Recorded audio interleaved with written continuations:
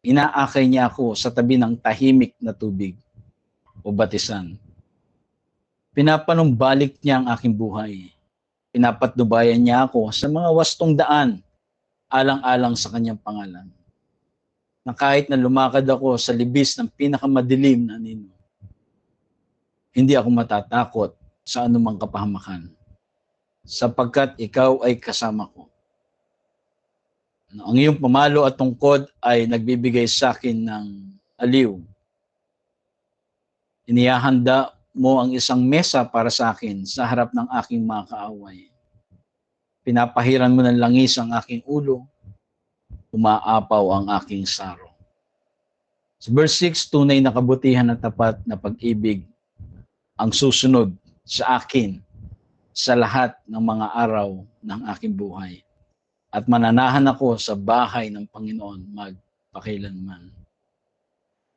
So, yun po, no? Gaya na nabanggit natin kanina, nasa sitwasyon po si David ng pag-uusig, pagtakbo, pagtakas, nasa kadiliman. At kanya, ito po ay kanyang isulat, itong awit po na to. But, gaya na sinabi ko kanina, hindi lang to basta tula o awit na kanya pong inihayag. Ito po ay ang awit, Psalms 23 po ay higit po sa tula, no, na parang ma-comfort si David. But ito ay isang prophetic window na patungo po sa parating pong Mesiyas. Natitignan po natin sa Psalm 23 yung Messiah, no, na si Jesus sa bawat talata po na to. Dahil ang Biblia po ay walang pinakikita po niyan kundi ang Panginoong Jesucristo lamang. So hindi lamang sinasalaysay ni David yung kanya pong personal na kanya pong karanasan bilang pastol, kundi ipinahayag niya po ng na-advance niya o pauna yung pagkakakilanlan na po, yung kung sino yung Messiah, kung ano mission ng Messiah, at ano magiging ministeryo ng isang darating bilang isang tunay na pastol ng bayan ng Diyos. Kaya bawat imahe po doon sa awit, no, na ito ay nagpapakita po ng isang dimension ng pagkatao po ng Mesiyas bago pa dumating si Jesus, yung katauhan ni Jesus sa daigdig. No, doon po, no, sa Mesias ay ipinakita na rin. Kapag binasa natin ang awit po doon sa lens na nagbubukas doon sa plano ng Diyos, nadidiscover po natin na inaawit ni David ang tungkol sa isang higit na dakila kaysa sa kanya. Inaawit niya ang tungkol sa pastol na magiging hari. Ito po'y awit yung kanya pong mga sulat. At hari na magiging tagapagligtas po ng mundo. So, yun po yung ating tignan, no, ngayong gabi pong ito. At makita po natin yung Jesus na tagapagligtas. First thing is, sabi gano'n sa verse, no, the Lord is my shepherd. Ng Messiah po bilang isang shepherd king. Nang idiniklara po ni David, nung diniklara niya po ito, nang sabi niya gano'n, ang Panginoon ang aking pastol. Gumamit po siya ng isang imahe o image na ito po ay kalaunan ay iuugnay ng Israel sa Messiah. Sa lumang tipan po, paulit-ulit na tinatawag ang Diyos bilang pastol ng Israel. No, sa lumang tipan. At si David po mismo ay kilalang pastol, hari ng bansa. Ngunit si David ay kanya pong lumilingon si David, hindi po sa sarili niyang leadership, kundi ang binabanggit niya po ay isang mas higit kaysa kanya. Na siya nagpapakita po ng yung perfectong pag-shepherd o pagpapastol. At natupad ito nung sabihin po ni Jesus mismo. Siya mismo ang nagsabi sa John 10:11. Sabi niya, ako ang mabuting pastol. So kinonfirm po, no, ng talata po ng Book of 1 ng John itong mga awit po ni David.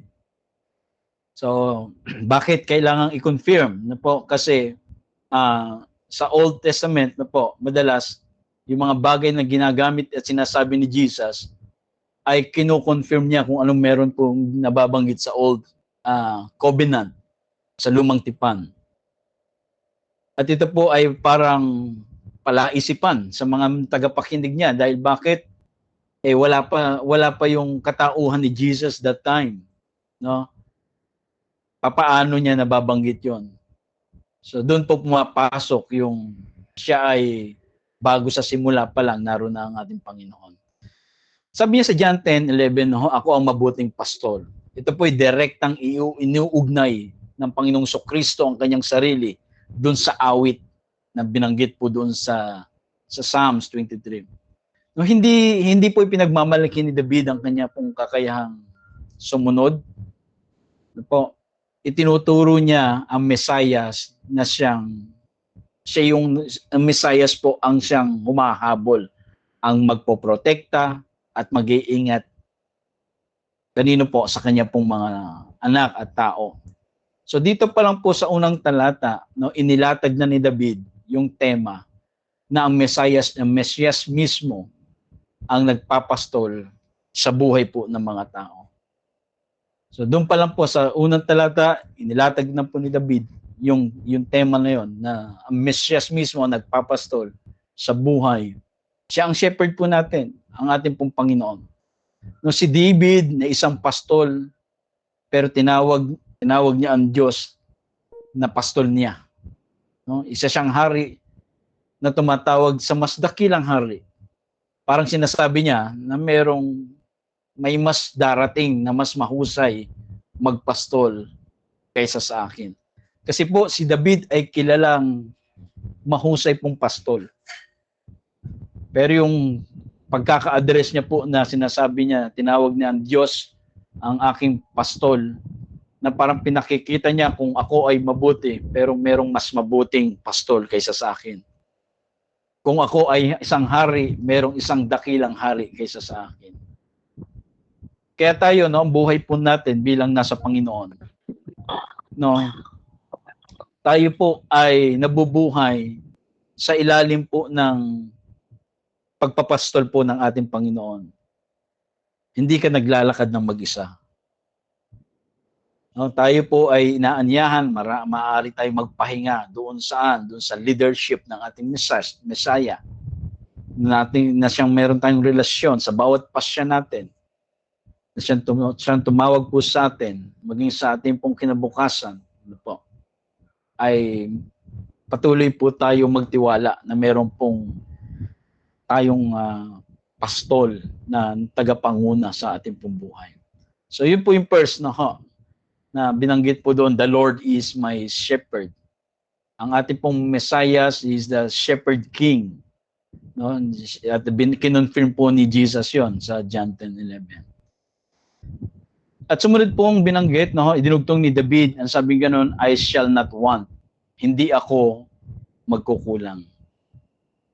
Hindi bilang pagpapahayag po na si David ay merong disiplina, kundi ito po ay pagpapakita ng prophetic about doon sa sufficiency ng Messiah. No, si David, no, sabi niya, yung sinabing I shall not want, hindi niya sinasabi yun dahil meron siyang disiplina sa sarili niya, kaya hindi siya nagkukulang. Yung bagay pong binabanggit niya po yan, it's a prophetic, no, na kung saan pinatutungkol po doon sa sufficiency ng Messiah. Walang iba kundi ang ating pong Panginoon. Ang ating pong Panginoon, siya po ang tutugon sa bawat pangangailangan, higit sa lahat, espiritual.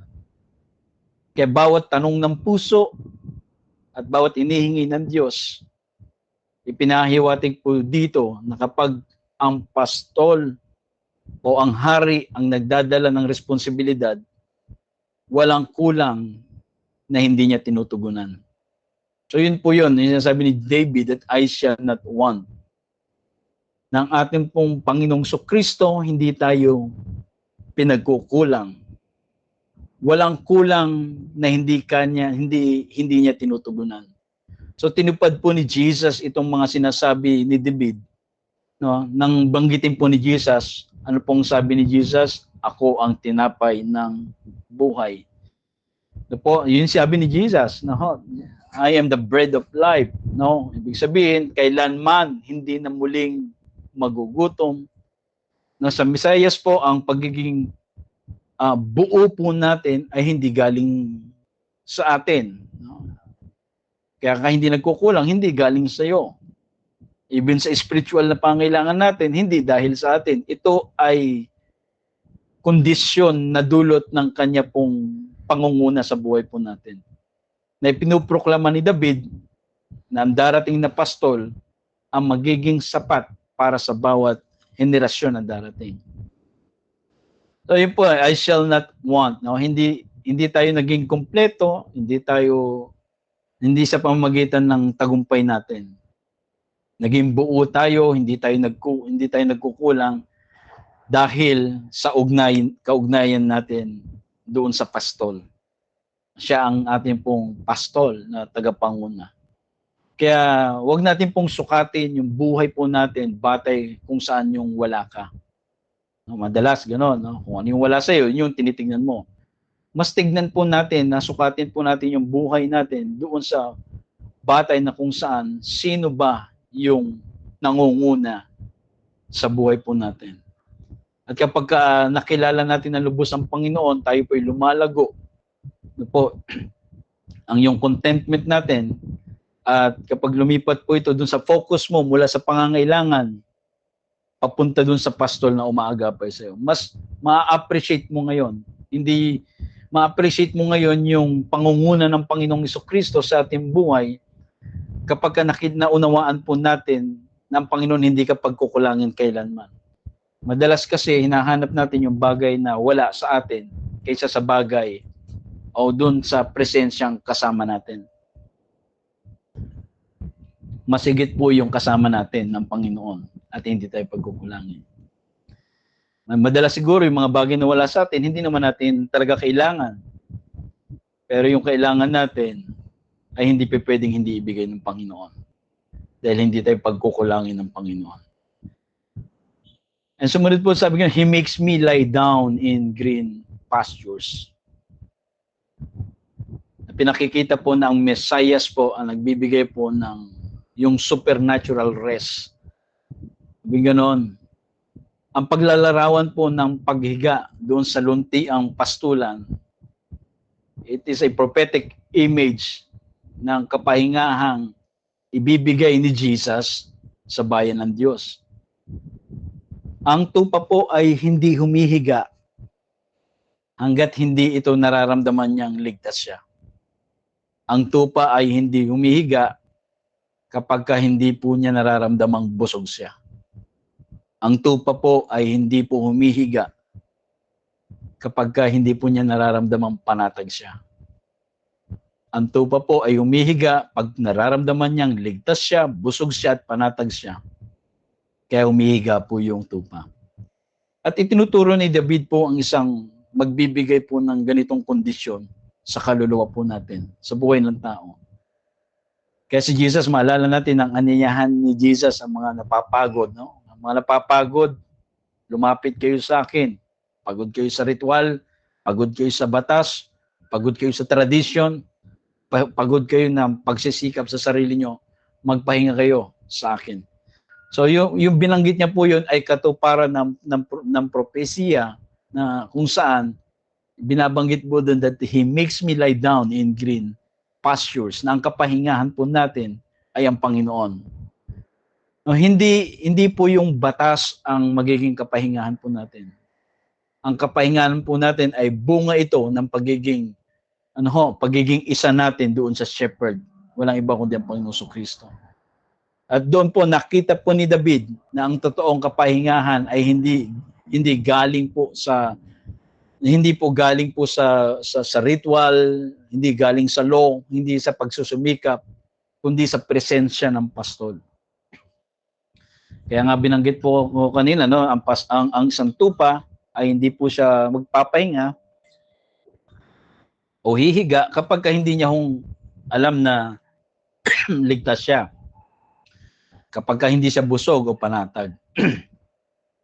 Kaya po yun ay pagpapakita, no, na na tayo po ngayon na kay Kristo, na tumanggap sa Panginoong Kristo, ay meron na po tayong kapahingahan na inaalok sa atin ng Panginoon. Ibig sabihin, no, hindi na ho tayo gumagalaw, hindi na tayo gumagawa dahil kailangan gawin para maging close tayo sa Lord.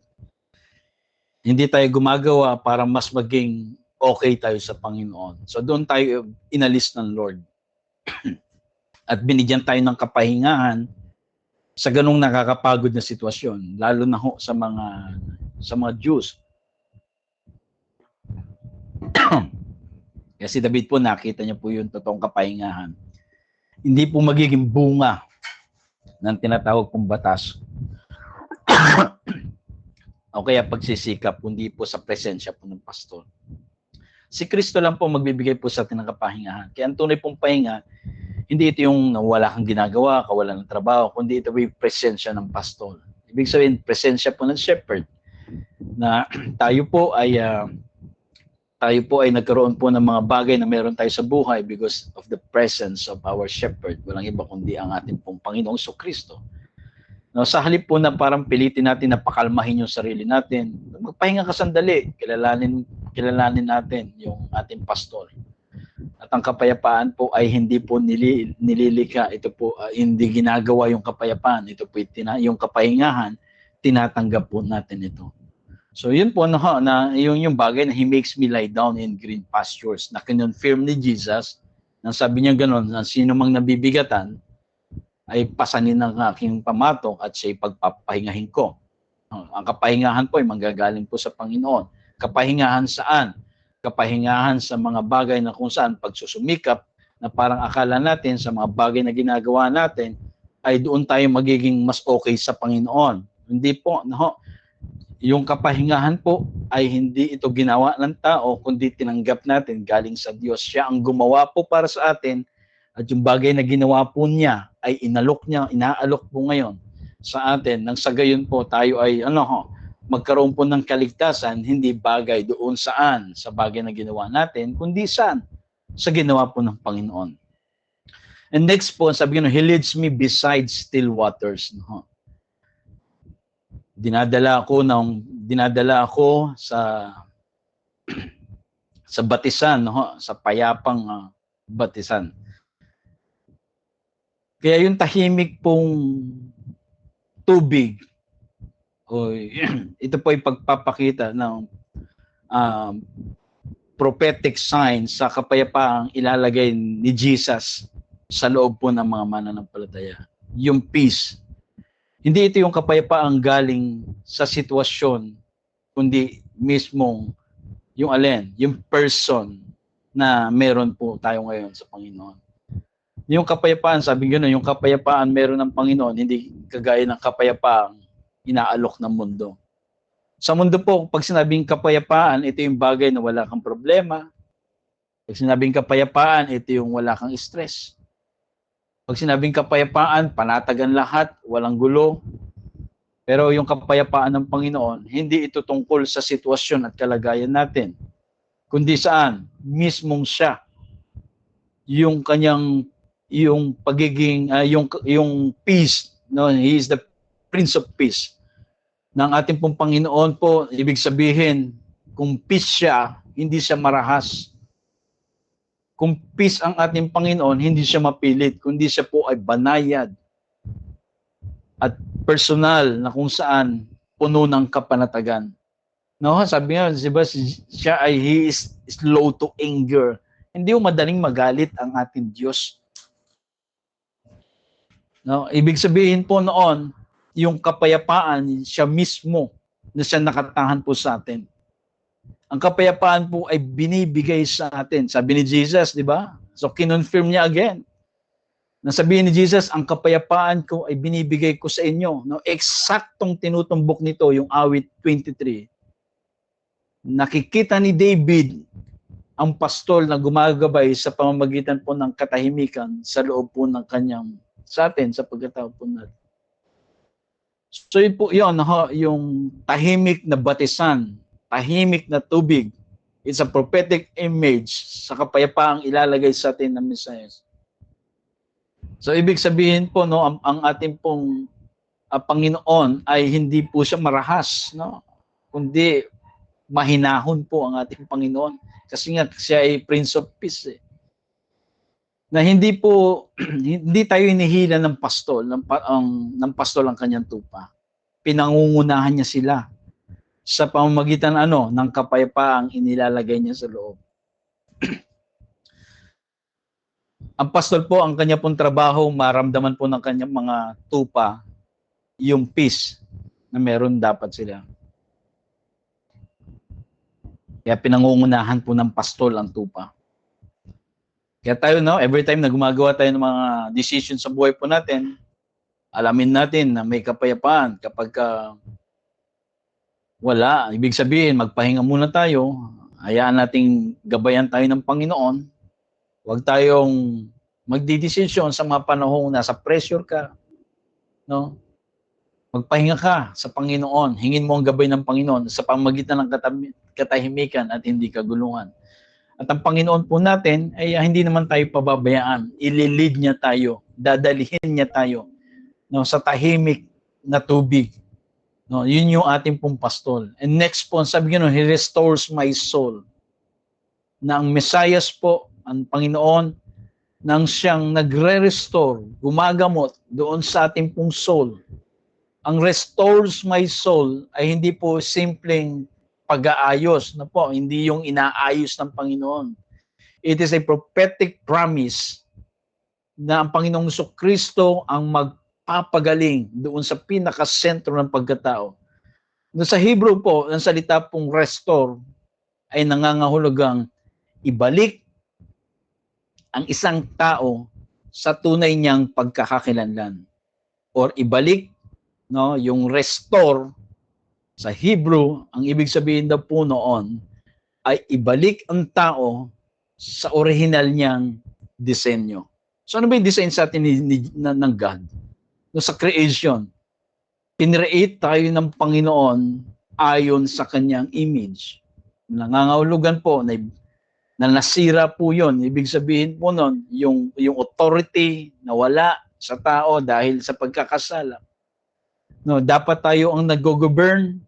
Ano pong nangyari nung nagkasala? Anong nangyari kay Eva at Adan? Nagkaroon po ng fear. Nagkaroon po ng takot. So anong nangyari po?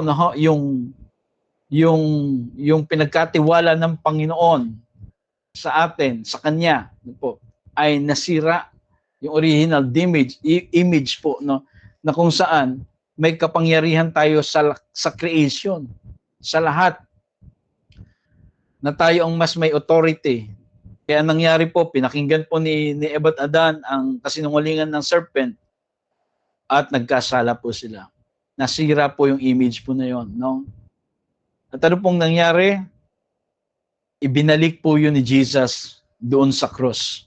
Nangangahulugan po, yung sinasabi ni David, He restores my soul, na pinapakita na yung pastol na yon ay siya ang magbabalik, yung restore nga po, nangangahulugang ibabalik ng Panginoon ang totoong identity, na ang creation po, tayo po ay original, dinesign ng Panginoon bilang mga anak.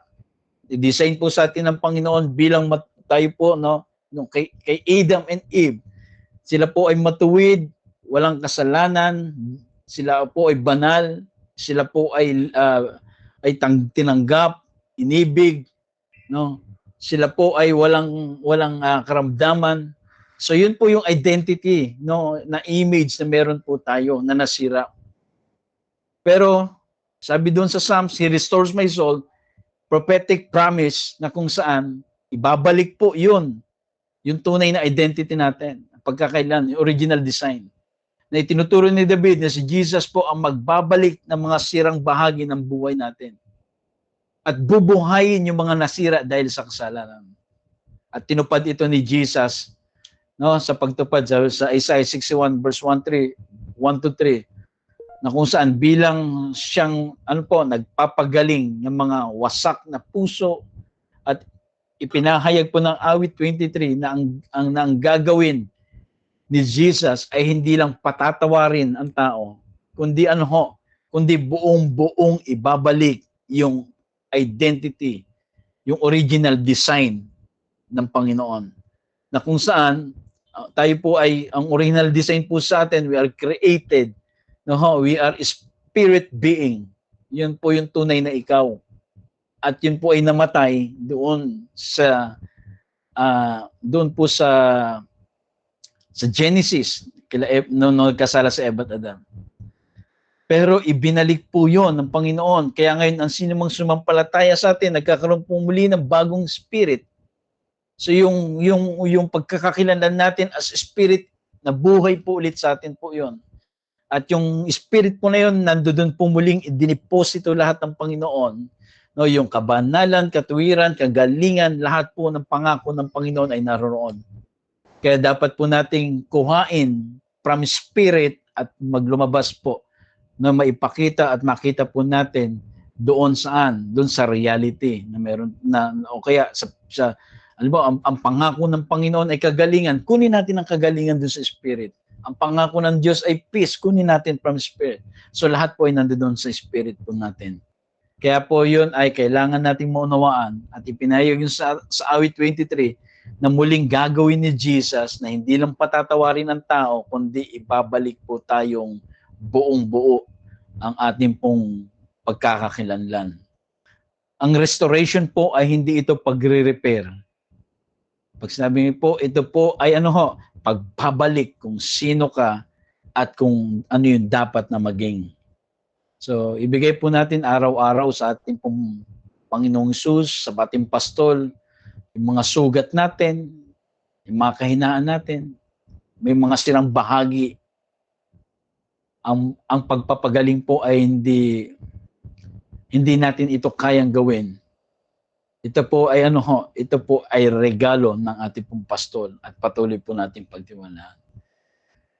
And next, sabi nga, He leads me in a path of righteousness. Dinadala niya ako sa landas ng katuwiran. Nung sinabi ni David po ito, ipinapakita niya po yung prophetic truth na ang tunay pong righteousness ay hindi po ito nadidiscover ng tao. Hindi ito nagagawa ng tao. Ito ay ito ay pinanguna ng pastol. Ang pastol po ang nagbigay. Tinatawag po ng mga propeta ang Mesayas bilang ang Panginoon ng ating katuwiran. He is the Lord of our righteousness. Ang tawag po ng mga prophet sa Messiah is the Lord of our righteousness. Kaya malinaw po na ang righteousness po ay manggagaling po sa Kanya. At nakita ni David po yon. No, He leads me in the paths of righteousness. Kaya malinaw po na ang katuwiran ay manggagaling po sa Panginoon. Nakita ni David yon sa mga panahong ang tamang pamumuhay ay hindi po magmumula sa pagsisikap, kundi saan? Sa paglalakad kasama ang Shepherd King at ang Shepherd po ang nagbigay po sa atin. Na hindi lamang po pinapakita ni Jesus ang daan, siya mismo ang daan. Kaya ang katuwiran po ay ang righteousness po ay hindi po ito matatagpuan doon sa ibang pamamaraan. Ito po ay doon sa ipinanguna na ng Panginoong Jesucristo. Ang righteousness po ay iniregalo sa atin ng Panginoon matapos pong ang tao po'y sumampalataya at naniwala na si Kristo ay namatay at muling nabuhay para sa atin. Kaya tayo, wag na nating hanapin po yung katuwiran, yung righteousness, yung pagiging matuwid sa ibang paraan. Pinaging matuwid na po tayo ng Panginoon. Ginawa na tayong righteous ng Panginoon. Kaya yun po yung ating yakapin, yun yung ating lakaran, yun yung ating paniwalaan. Kaya ay yung tamang hakbang po ng mga bagay ng pagiging matuwid. Ito po ay bunga ng ibinigay sa atin ng Panginoon, kaya tayo sumusunod ngayon sa ating pong Panginoong Jesucristo. And then sabi niya, even though I walk through the valley of a shadow of death. Ang Mesayas po ay kasama natin sa panahon na tayo po ay nasa panahon na parang bigat ng sitwasyon natin, dilim ng sitwasyon natin. Yung libis po ng lilim ng kamatayan, another prophetic image po ng pinapakita ng pakikibahagi ng Mesiyas sa pagdurusa po ng tao. Sabi gano'n, di ba, sinasamahan siya ng Panginoon at doon sa libis, even though I walk to the valley of a shadow of death. Ito po ay prophetic image na pinapakita ng Mesiyas po, no, ay makikibahagi at pakikibahagi sa pagdurusang daraanan ng tao. Na ibig sabihin, hindi sinabi ni David na inalis ng Diyos yung libis. Ang sinabi niya, sinasamahan siya rito. So makalipas po, no, ilang siglo ang dumaan, papasok na yung Messiah, after po na sinabi ni David, mismo sa kamatayan. No, tatalunin ito at lalakad kasama ang kanyang mga tao sa bawat madilim na bahagi ng buhay, na kung saan mayroon pong tinatawag na lilim ang libis, no, shadow, the valley of a shadow of death.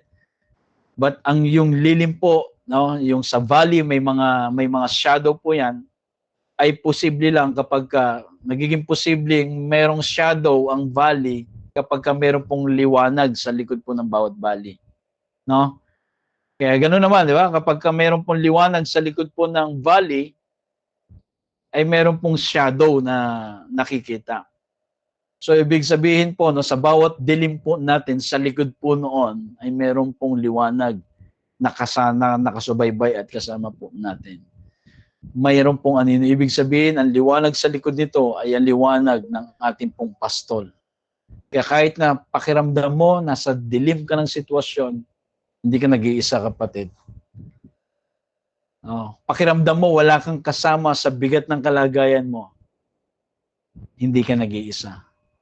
Merong liwanag ang shepherd natin sa gitna ng dilim ng mga valley po natin. Kaya huwag tayong matakot na sa panahong tayo po ay nasa dilim. Huwag nating ibuhos yung kalungkutan. Huwag tayong maguluhan. Hindi lang tayo binabantayan po ng pastol doon, no? Ang sitwasyon po natin, ang ating pastol po ngayon, hindi tayo binabantayan mula sa malayo. Kasama po natin yung pastol natin. So yun po yung isang bagay na katotohanan sa buhay po natin. Na every time na meron kang dadaanan na parang bigat ng sitwasyon, kasama natin ang Panginoon, nasa atin po ang Panginoon. And next, sabi nga, your rod and your staff, they comfort me. No, ang Mesiyas po, ang Panginoong Kristo, ang ating shepherd, ang siya nagpoprotekta at nagagabay. Yung pamalo po ay simbolo ng proteksyon. Ang tungkod po ay simbolo ng gabay. Yan po ang ginagamit po ng mga shepherd. Salungat po, no, sa mga naririnig natin na kung saan ginagamit upang paluin ang tupa, no? Yung pamalo po, sabi gano'n, your rod and your staff, they comfort me. So ibig sabihin yung pamalo po, ito po ay nagbibigay po ng kapanatagan sa buhay po ng isang tupa. Hindi po ito ginagamit para magdusa yung tupa. Hindi ang pastor po, hindi niya ginagamit yung kanyang pamalo para hagupitin, paluin ang kanyang tupa para lang siya tumino. Ito po ay salungat sa katotohanan na sinasabi po ng salita po ng Panginoon. Sabi ni David, your rod and your staff, they comfort me. Nako-comfort siya doon sa rod and your staff, no? Yung simbolo po ng tungkod at pamalo. Kasi bakit? Ito po ay gamit po ng mga shepherd para protektahan sa mga pwedeng umatake sa mga sheep, sa mga tupa. So kaya yun po ay kapanatagan, no? Nagbibigay po ng comfort sa mga sheep. Kasi bakit? Dahil alam nila na mayroon po protection sa kanila. At hindi yun hindi ginagamit yun para paluin po mga sheep. Ito po ay protection. It is a symbol ng paggabay, na pinagsama po yun. Nagpapakita po ito ng prophetic image na ang perpektong pangangalaga po ng Panginoong Hesus ay nakita ni David na ang pastol, no, ang siyang pumuprotekta sa kanyang tao at tayo po'y sinasagip kapag tayo po ay medyo nawawala at naliligaw. Kaya tinupad ito ni Jesus bilang tagapagtanggol at gabay. Yun yung sinabi ni Jesus. Ang authority niya ang nagpapatahimik sa kaaway. At ang kanyang presensya ang nagbibigay po ng direksyon. Nawa po maunawaan po natin, isang katotohanan ng Panginoong Hesus. Minsan naakala natin si Jesus ay namamalo, na ang God ay namamalo kapag tayo po ay nagkamali, nagkasala, nakagawa ng mali, na pinarurusahan tayo ng Panginoon para maitama tayo. So yun po ay salungat sa katotohanan ng salita po ng Panginoon. Hindi po yun ang image po ng shepherd at hindi rin lalo na ang image po ng Panginoon. So siya nga po ay pumuproteksyon, siya nga po ay gumagabay, iniingatan tayo, binibigyan ng direksyon, at hindi niya tayo sinasaktan. No, ibig sabihin po noon, hindi dahil walang panganib, kaya meron pong comfort. Hindi, meron. May mga pwede tayong maka-encounter. Pero dahil meron tayong shepherd na nagpo-protect sa atin, na kahit na ano pong mga sitwasyon na pwedeng sumira sa buhay po natin, yakapin po natin ang pangako po ng Panginoon. No, kaya mga bagay po na nagbibigay kaba sa atin, tinalo na po ng Panginoon. Mga bagay na nagbibigay ng ng kalituan sa atin, ginagabayan po tayo ng Panginoon. Yung rod and staff, it is a symbol of protection and symbol of guidance, direction. Pinagsama po yun para ipakita na ang image ng isang Messiah ay hindi isang Diyos na mabangis, kundi isang Diyos na mapagmahal. Hindi isang Diyos na nananakit, kundi isang Diyos na nagpoproteksyon. Hindi isang Diyos nagbibigay ng bigat, kundi nagtatanggal at nagbibigay ng kagaanan. So yun po ang bagay na ginagawa po ng isang pastol. At yun ang katotohanan na po na sa atin. Kaya tayo, no, siguro, maging ako naman, yan din ang pagkakaunawa ko po noon, pero naunawaan ko ang perfect image and picture of God. No, wala ho sa Panginoon at wala sa Diyos, no, yung kanya pong puso na madalas narinig ko pa noon na binabali ng pastol yung buto ng sheep. Dahil minsan makulit daw para mas maging close sila. No? Pero yun po ay hindi po binabanggit sa Biblia. Alam nyo nga, yung sheep nga po sa Bible, ipinagbabawal nga pong baliin yung kanilang mga buto eh. Kasi bakit? Ito po ay kailangan walang dungis, walang pinsala ang sheep. So hindi po natin masasabing ganun ang ginagawa ng Panginoon, nababaliin tayo para lang tumino tayo. No, hindi po. No, minsan, yung mga bagay na nangyayari sa buhay po natin, resulta nga po ng mga maling desisyon po natin. Pero salamat nga, binabalik tayo ng Panginoon. No, may mga bagay tayo na nag-decide tayo sarili po natin, na naging dahilan po ng pagkakaroon po natin ng mga problema sa buhay. But yung shepherd nga natin, hindi tayo pinababayaan. Inaabot pa rin po tayo ng Panginoon. So yun po ang katotohanan na meron po tayo sa Panginoon. And sabi sa verse sabi po, so you prepare a table before me in the presence of my enemies. No, sabi gano'n, meron daw pong mesang inihanda, no, sa gitna ng kanyang mga kaaway. Ito po ay, yung mesa po ay prophetic image po ng provision po ng ating pong Panginoon. Nakakagulat, no? Nasabi nga yung mesa ay hindi inihanda pagkatapos ng laban. Kundi sa gitna ng laban, merong, may mesang inihanda. Sabi ni David, you prepare a table before me in the presence of my enemies. Sa kalagitnaan ng kaaway, ng laban, merong prepared na table na inihanda ang Panginoon.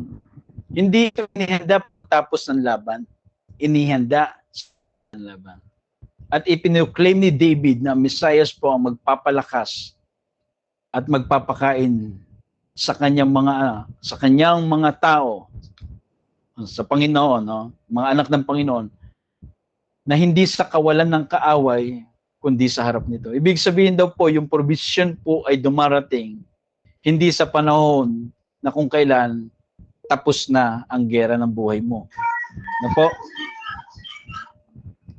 ang provision po ay binibigay ng Panginoon sa gitna ng laban na meron ka. Kung meron kang problema ngayon, may provision po ang Panginoon. Kung may sitwasyon ka ngayon, may provision po ang Panginoon. Na tinupad ito ni Jesus sa pagbibigay po ng kanyang pagkapag-ugnayan. Na ibig sabihin po, sa gitna ng mundo na saan kumukontra sa kanya, hindi tinanggal ni Jesus yung pressure, ang tinanggal niya yung kapangyarihan po nito. Yung presensya po ng kaaway ay hindi po kayang kanselahin yung provision po ng Panginoon. Ibig sabihin po, no, sa gitna ng mga sitwasyon po natin, kung may mga bagay kang pinagdaraanan, no, yung provision po ng Panginoon ay naroroon sa gitna ng sitwasyon na meron po tayo.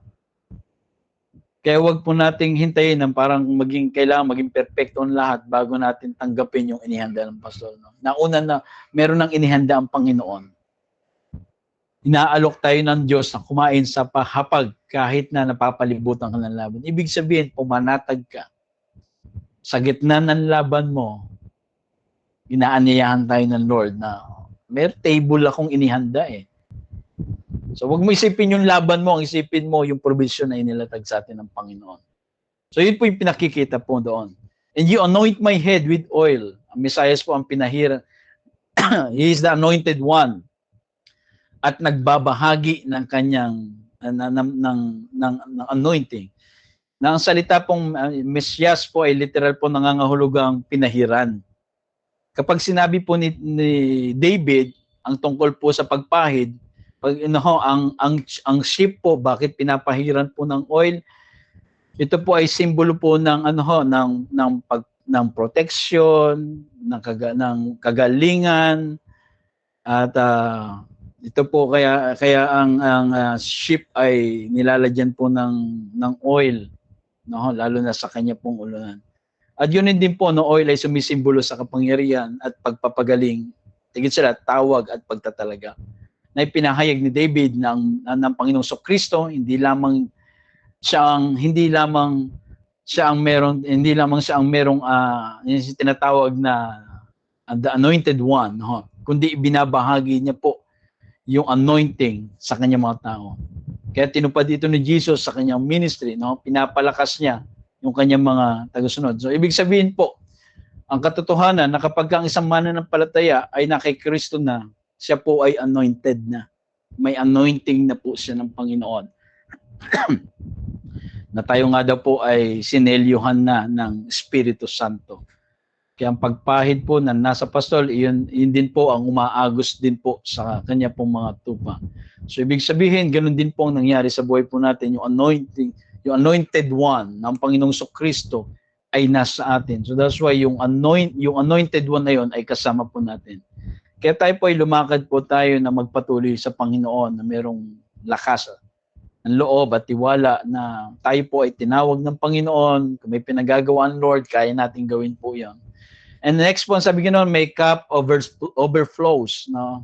Ang Mesias po ang nagdadala sa atin ng buhay na umaapaw. Ang umaapaw po na saro, sabi ganoon, ay simbolo po ng kasaganahan. Simbolo po ng mana, or ito yung tinatawag na kabutiang walang sukat. Nakita po ni David na ang panahon po ng Mesias o ang Panginoong Kristo ay magbibigay ng buhay na hindi na uubos. No? Ibig sabihin, tuloy-tuloy. Kaya yung overflow, no, sabi ganoon nga, di ba sabi ng Panginoon, ang sino mang nauuhaw ay lumapit sa akin at painumin ko at hindi na muling mauuhaw pa. Bakit? Magyayabong. Ibig sabihin, mag-overflow. Ito po yung regalo ng Panginoon. Sinabi ni Jesus na mula sa kanyang tagasunod, dadaloy ang ilog ng tubig na buhay. So ito po yung eksaktong larawan ni David sa Mesias. Na po, si David po, no, hindi niya nakita yung si Jesus. No? At yung katauhan po ni Jesus that time, bago dumating, ilang siglo na po ang dumaan. Kaya yun yung bagay na kino-confirm ni Jesus. Kaya ang overflow po, ito ay hindi gantimpala. Ito po ay natural na resulta ng presensya po ng ng Jesus na meron po tayo, ng shepherd na meron po tayo. So yun po, nag-uumapaw yung saros, simbolo po ng kasaganahan, ng mana, ng kabutihang walang sukat. Kaya ang Panginoon nga po hindi po mauubusan. Kaya huwag tayo mamuhay na parang lagi kang kulang. Asahan mo na po ang sagana ng kagalakan, kapayapaan, lakas at karunungan dahil hindi limitado yung pastol po natin. Let's receive it. And sabi nga, surely goodness and mercy shall follow me. No? Ang Messiah daw po, no? Sabi nga, si Jesus, nakikita ni David po dito, na yung goodness and mercy shall follow me. No? Kung makikita po natin ito, dito po nagtatapos si David. Isang prophetic declaration. Ang susunod po sa kanya ay yung goodness at ibig ng Diyos habang siya nabubuhay.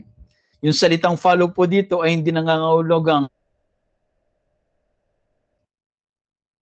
kundi ipinahayag niya na sa pamamagitan ni Jesus na ang pag-ibig ng Diyos ay magiging ito po ay magiging aktibong sumusunod sa kanya pong mga tao. Ibig sabihin po yung goodness ng Lord ay siya pong sumusunod po sa atin.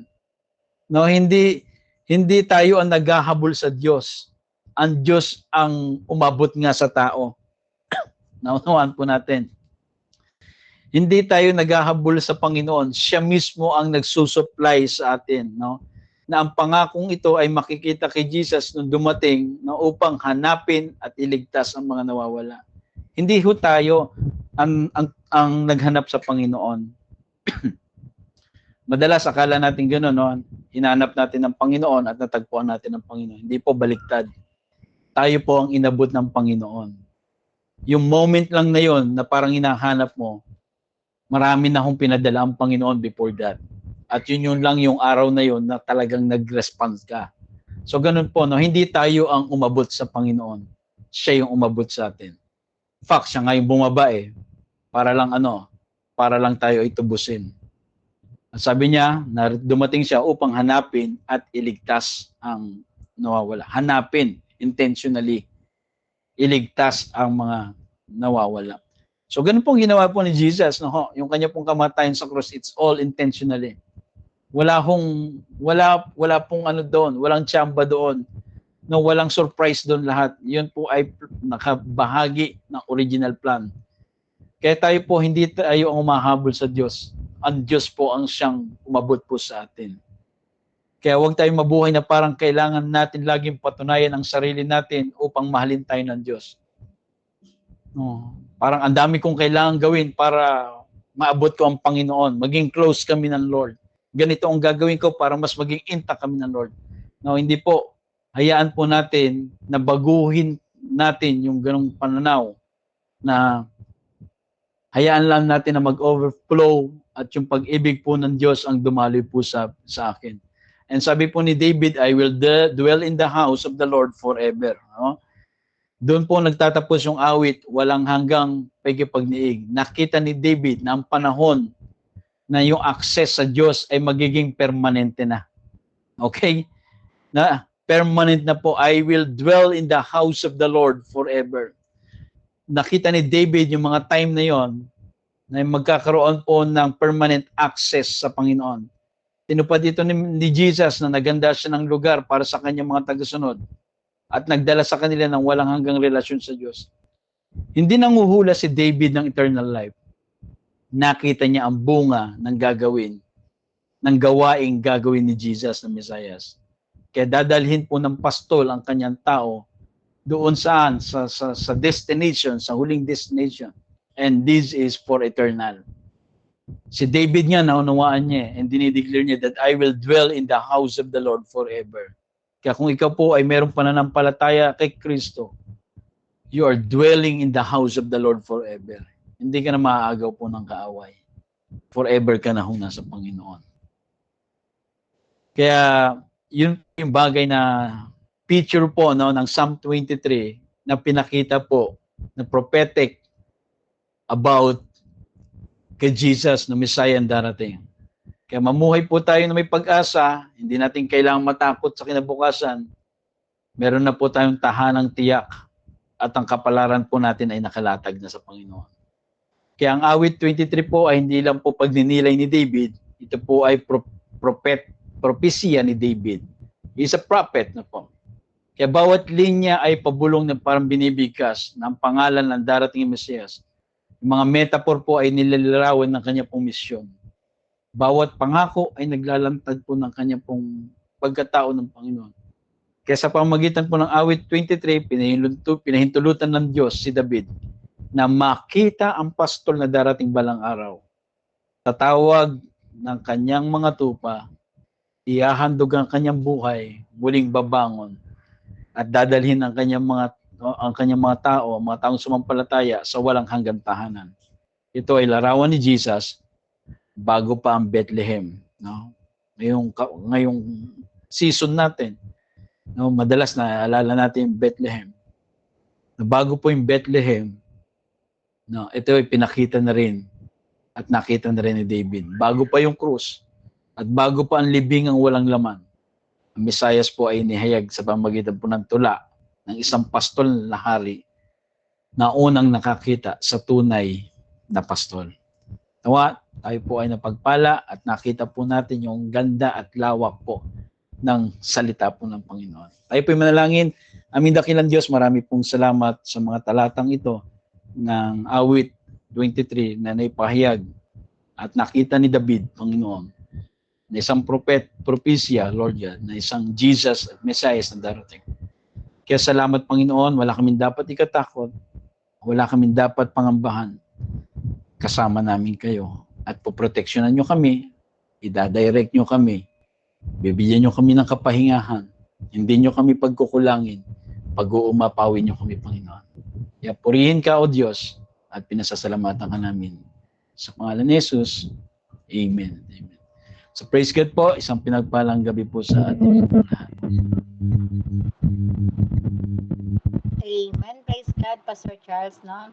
Talagang super blessed talaga tayo dito sa mensahe na to, sa Psalms 23, no? Na ang Panginoon ang naglingkod sa atin ng una at inaabot niya tayo kahit na sa in times na nasa hindi tayo magandang mga ginagawa, sa kasalanan tayo, siya talaga ang nangailangan sa atin, na kahit naman hindi tayo karapat-dapat, pero naroon siya para sa atin. Dito inaano ng Panginoon na pagka nakakilala na tayo sa Kanya, nagkakaroon tayo ng kapayapaan kasi ibinigay niya na sa atin yon. By the grace of the Lord, napagtagumpayan niya na yung lahat sa Kalbaryo ng. So, ayun mga kapatid, maraming salamat, Sir Charles. Talagang kami busog na busog at ang daming nag-ano sa amin dito. Mga kapatid, sino pong may mga takeaway at mag-open mic po kayo?